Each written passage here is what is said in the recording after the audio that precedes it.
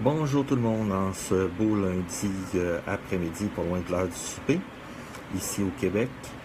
La folie des mots. Dans la vie, on cherche souvent les bons mots pour se justifier, le bon mot pour expliquer, le bon mot pour démontrer une théorie, le bon mot pour dire à quelqu'un « je t'aime ». Est-ce qu'il existe vraiment les mots idéaux ou un mot qui sort de l'extraordinaire? Est-ce qu'un simple mot « je t'aime » a besoin d'être embelli, a besoin qu'on le rende encore plus beau, encore plus noble? Est-ce que le mot « je m'excuse » a besoin d'une explication, d'une justification? Est-ce que le mot qui dit « je suis désolé », est-ce que l'important, c'est pas ce que la réalité, la vérité des mots signifie qu'on devrait regarder, ou plutôt la parlure qu'on enrobe les gens autour? Tu sais, on cherche tout le temps les bons mots pour pas froisser les gens. On cherche tout le temps les bons mots ou les bonnes paroles pour aider les gens. Est-ce que simplement une tape dans le dos, des félicitations, ça signifie pas déjà quelque chose de grand? Est-ce que chercher à vouloir épater les autres par un vocabulaire riche et coloré est nécessaire à la bonne démarche de notre manœuvre? Est-ce que un simple mot disant « je suis fier de toi » a besoin d'une parlure théâtrale dans la vie? Les mots les plus simples, ce sont les mots les plus efficaces. Les mots les plus complexes laissent place à beaucoup d'ambiguïté. On cherche souvent dans la vie à vouloir être meilleur qu'un autre. Il n'y a personne qui est meilleur que qui que ce soit sur Terre. Chaque personne a son niveau d'évolution. Chaque personne est positionnée dans la position qu'il doit être. C'est pas parce que quelqu'un est un maître pour ses élèves que vous ne l'êtes pas nécessairement maître pour quelqu'un d'autre aussi. Arrêtons de vouloir chercher de meilleurs mots pour expliquer des grandes théories qui existent déjà. On cherche souvent à améliorer les théories ou améliorer les connaissances en les teintant de notre spiritualité. Mais la spiritualité, c'est une affaire personnelle. C'est une façon d'être. Votre façon d'être à vous ne convient peut-être pas à une autre personne. Arrêtons d'édulcorer la machine. Arrêtons de mettre de la couleur autour de tout. À un moment donné, ça devient un peu psychédélique, votre affaire.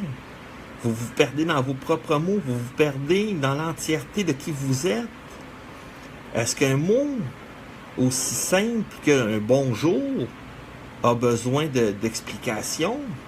Est-ce des mots comme je disais tantôt, un je t'aime, a besoin d'être coloré, d'être surligné? Est-ce qu'il y a besoin d'être mis entre d'autres mots pour prendre toute sa signification? Je pense pas. On se complexifie la vie lorsque la vie est tellement simple. C'est à nous de la rendre simple, notre vie, de par les mots qu'on utilise, de par les paroles que nous prenons. La vie ne cherche pas d'exutoire. La vie cherche juste à entrer en vous, faire de vous une personne en covoiturage sur les grandes routes de la vie. Arrêtons de vouloir trouver des nouveaux mots, pas trouver des nouvelles définitions à des mots qui n'existent pas. Arrêtons d'inventer la vie. La vie existe déjà. Allons plus simple. S'il y a une chicane, on dit « je suis désolé », ça prend tout son sens. Ou quelqu'un vous fait un mauvais coup, vous êtes en colère, vous voulez lui reparler, tu peux juste dire « je te pardonne », c'est aussi simple que ça. Ou « je suis content de te voir ». Arrêtons de sortir des mots théâtrales et des proses et de la poésie pour sortir des mots. On se perd dans la signification, on se perd dans la définition. Puis on n'oublie pas que c'est pas dans les mots, dans les paroles. ou dans les phrases, ou dans les textes qu'on écrit, mais c'est plutôt dans les gestes du quotidien qu'on voit qui que la personne elle est.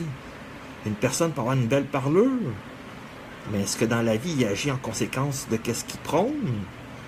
Et là, l'important de voir si la personne embellit la vie, embellit les paroles, embellit chacun des mots qu'il dit. Allons à l'essentiel, disons ce qu'on a à dire ici et maintenant. Une personne qui est simple, une personne qui est humble, est déjà maître de lui-même, parce qu'il reste tel qu'il est, il reste tel qu'il est. Une personne humble ne cherchera pas à colorer ses mots. Il va livrer son message comme qu'il vient. Oui, des fois il peut bafouer, des fois il peut chercher ses mots, un peu comme moi. Je me cherche souvent. Mais l'important, c'est pas une personne qui se cherche, une personne qui n'est pas structurée, ou une personne qui vit dans sa spiritualité, ou une personne qui vit dans son ego. L'important, c'est les mots qui sont choisis. Est-ce que les mots choisis accompagnent les gestes du quotidien? Est-ce que les mots choisis accompagnent les actions de cette personne-là? Bien souvent, du monde vont parler de grandes théories sur l'amour inconditionnel, mais la personne n'est même pas capable de s'aimer elle-même. Chaque personne a leur petite zone noire, leur petite zone d'ombre, qu'on voudrait plutôt dire. Mais c'est pas en colorant notre parleur, c'est pas en colorant la vie qu'on voit que la personne est humble dans la vie. C'est pas parce que la personne dit qu'elle est humble qu'elle l'est par définition. Dans la vie, on donne des significations aux mots. Pourquoi?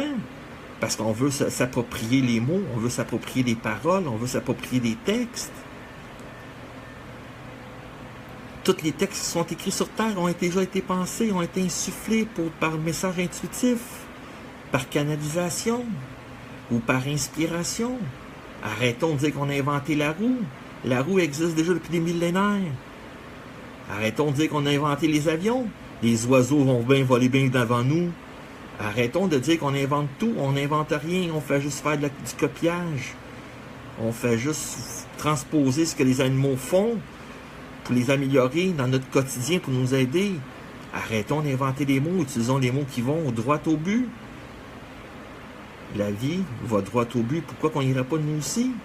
Plutôt que de chercher des détours pour nous complexifier la vie, rendons-la simple et restons humbles face à la vie et surtout restons humbles face à soi-même. Aimons-nous, aimons-nous, aimons-nous. Faut le dire le soir à chaque fois avant de se coucher. Je m'aime parce que je suis unique. Je m'aime parce que je m'accepte tel que je suis. Je vous souhaite une très belle journée et à plus Gilberte.